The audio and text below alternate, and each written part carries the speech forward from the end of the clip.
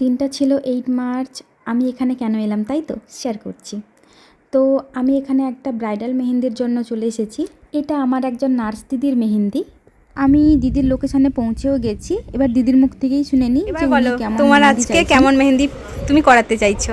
আমি তো ব্রাইডাল মেহেন্দি করতে চাইছি আর হ্যাঁ হচ্ছে ডিজাইনটা সুন্দর হবে, যেমন হচ্ছে হাতে এক সাইডে মুকুট থাকবে, হ্যাঁ একদিকে সানাই এরকম, হ্যাঁ আর তার মধ্যে দুজনের নাম লেখা। আচ্ছা ঠিক আছে। তো দিদি কেমন মেহেন্দি পরতে চায় শুনে নিলাম।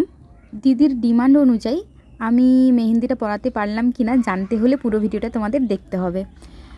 আমি এসেই কাজ শুরু করে দিয়েছিলাম, যেহেতু আমার ওই দিন একটা কাজ ছিল।